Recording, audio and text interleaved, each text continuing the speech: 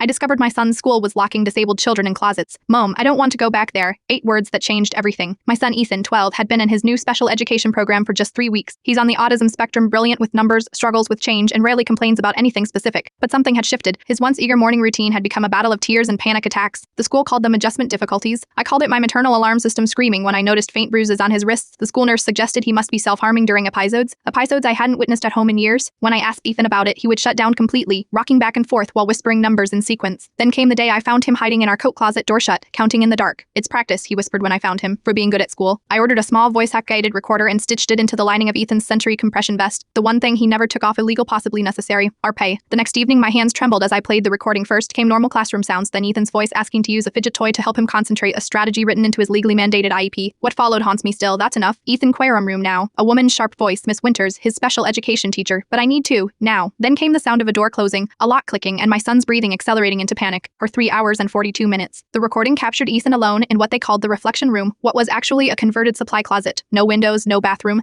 just my child begging to be let out until his pleas dissolved into the counting patterns that soothed him. When they finally opened the door, a male voice said, "Ready to behave like a normal kid now?" I played that recording for the principal the next morning. Instead of horror, I was met with defensive legalities. Recording staff without consent is against school policy, she said, sliding a written warning across her desk, and the reflection room is an approved intervention. It's a closet, I replied, my voice steady despite my racing heart, and my son was locked inside for almost 4 hours. We have different perspectives on appropriate behavioral management, she said with a tight smile that night. I posted the audio on the school district's Facebook page with a detailed account of what happened by morning. It had been shared 4,000 times. My phone exploded with messages from other parents, some with similar recordings, others with photos of the reflection room and its scratch marks on the inside of the door. The superintendent called me personally, voice shaking. The school board called an emergency meeting. Local news vans lined the street outside my house. And then came the others, 7 families in total, all with children on the spectrum or with other disabilities, all with stories of the reflection room. One child had been locked in so long he'd urinated on himself and was made to sit in it as part of the consequence. The State Department of Education launched an investigation that uncovered a pattern going back 5 years. Miss Winters and the principal were fired. 3 other staff members resigned. The district implemented mandatory cameras in all special education classrooms and banned seclusion practices. They now call it Ethan's Law. My son transferred to a specialized program where he's thriving. Last week, he gave a presentation on prime numbers to his math club. No panic, no counting under stress, just pure enthusiasm. As for the recorder, it sits on my bookshelf as a reminder that sometimes being a good parent means being willing to break rules to protect your child from the people who are breaking their spirit, because some rules deserve to be broken when systems fail are most vulnerable.